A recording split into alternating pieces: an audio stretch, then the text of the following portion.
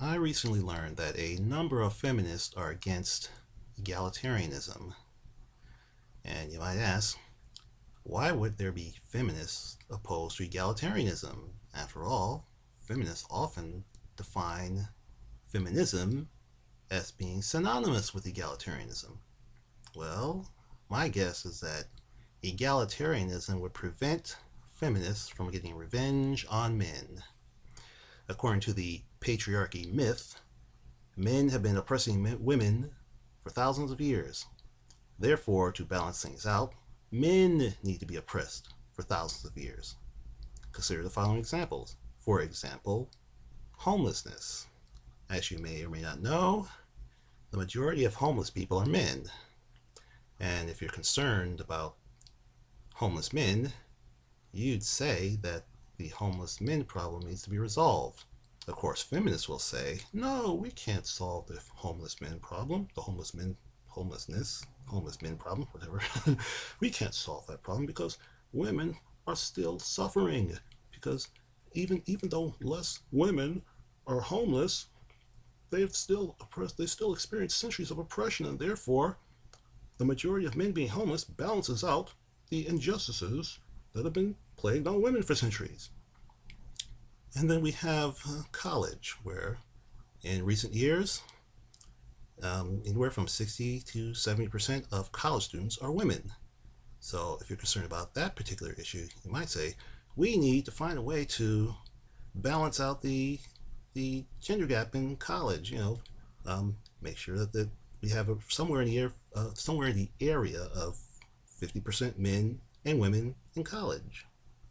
And the feminists will say, no, we can't have that because women have been locked out of education for centuries. In order to balance things out, it only makes sense for there to be a majority of women in college now. Otherwise, it wouldn't be equal. Yeah, that's what they say. And now we have the issue of domestic violence. Recent figures show that domestic violence cases, and in domestic violence cases, roughly equal numbers of men and women initiate such violence. Therefore, the number of men jailed for domestic violence should be roughly the same as women, but instead the men are the majority of those jailed for domestic violence. But the feminists will say, but women have been oppressed for centuries. It only makes sense to put more men in jail for domestic violence than women, even if it is a 50-50 thing. I hate that. And of course, we have the prison sentence problem, which is related to the domestic violence problem and probably one of the worst examples that I've given so far. So we have this problem where men and women, or man or a woman who commit exactly the same crime, get different sentences. The man gets locked up longer than the woman, and the woman would often get probation or probably not even get charged at all. And of course, this is an obviously blatant example of unequal protection under the law, which in my mind is unconstitutional, 14th Amendment and such.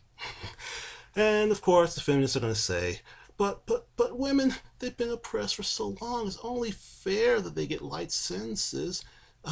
And besides, men do most of the violence anyway. Well, that's not entirely true, but I could talk about that in another video.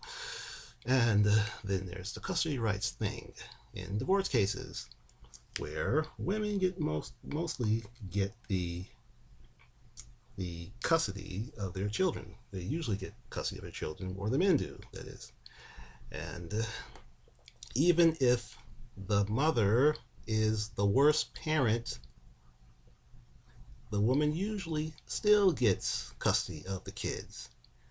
And then, of course, the feminists will say, but in the past, men used to always get custody. It's only fair that women get custody now to make up for the injustice of the past. We have to balance things out. And there's a problem with rape, which is horribly complicated and a horrible crime that most of us can't handle because it's so bad. And one example in this area is false rape accusations. needless to say, when a man gets falsely accused of rape, it ruins his life. And it's not something to laugh at, it's a serious problem. But the feminists will say, but when a man gets falsely accused of rape, it's not as bad as when a woman gets raped. And besides, he might learn from the situation. Fuck you. God, that was the worst one. Anyway, and now there's the wage gap, the wage crap, as it should be called. Let's see, if I recall, they're always saying that men on average make $1 for every 77 cents that women make on average. And when explained that, when the explanation for this comes about, where the reason why that's the case is because women prefer jobs that pay less and they work fewer hours, they still think that men should make the same amount, even if they take on different jobs with different wages. And of course the feminists will say, but women have been so oppressed. They've been so oppressed. We need to have the wage gap eliminated. We should have daycare workers making the same amount of money as neurosurgeons. It's only fair. It's the only way to balance things out. And now let's go to objectification. And from what I can tell, from what a lot of people can tell, both men and women have been objectified for a long time. And when you make mention of the objectification of men, how men are often looked at as objects, as machines, as human doings, as expendable items that aren't important, explain that, and the feminists will say, but women, they've been objectified longer, or women's objectification is worse than men. Let me see. If I had a choice of being objectified in the form of being shipped off to war against my will, or being objectified by being eye candy, I think I prefer eye candy than getting blown to bits in some conflicts in some foreign land somewhere. And the last thing I want to bring up is or are male spaces, or what do you call it, female-only spaces, the space thing, let's call it that. And let's see, we have male-only spaces, that's sexism. Female-only spaces is a safe space.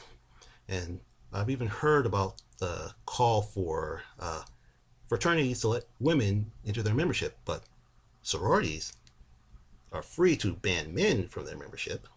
That's a double standard. But of course the feminists will say, but women need safe spaces. They really need them because the world is dangerous.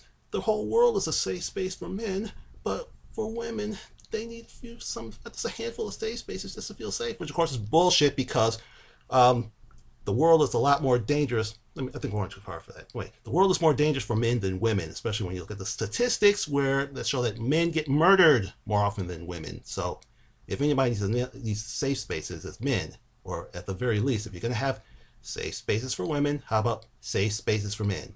Or if you can't have safe spaces for men, no safe spaces for women either. And that's what I call the pseudo-equality of feminism. And further examples, or some examples, of how feminism is mostly about revenge. And as I said before, egalitarianism would mean that feminists would not be able to get revenge on men for the wrongs of history or some such shit. And imagine this. Let's say tomorrow there's total equality. There's literally equal protection under the law for not just men and women, but for all people. Everybody's happy. The economy is good. Everything is pretty much equal. Nobody discriminates against anybody, and everything is so hunky-dory. If that happened, the feminists would still complain ardently about how they're not getting revenge on men for the centuries of oppression. We have to get revenge for centuries of oppression. We have to balance things out. If men can oppress women for so many centuries, it's only fair that we women oppress men. As that explains the femitheist in her let's exterminate 90% of men bullshit. So now I have to ask, which is more practical? getting revenge for the centuries of male oppression, or just going straight to egalitarianism. Of course, I'm of the mind that egalitarianism, going straight to egalitarianism, is more practical, more easy, because as far as I'm concerned, revenge is hard work, especially the part where you have to retaliate against the person you want revenge against. And after all, the best way to get revenge against, the best way to get retaliate, the best way to retaliate, what am I trying to say? The best way to retaliate against someone you want revenge against is to kill them. And if you did that, then their family and friends are going to want to kill you for killing them. And then your family and friends are going to want to kill those other folks. And then you'll have a huge cycle of revenge that could ultimately result in the human race revenging itself to death. That's one reason why I want to go on a one-way mission to Mars. It's also why I continue to advocate a resource-based economy, because in a resource-based economy, or more to the point, because I consider a resource-based economy to be the best revenge, especially since a resource-based economy will make revenge obsolete. After a while, Gomer Pyle.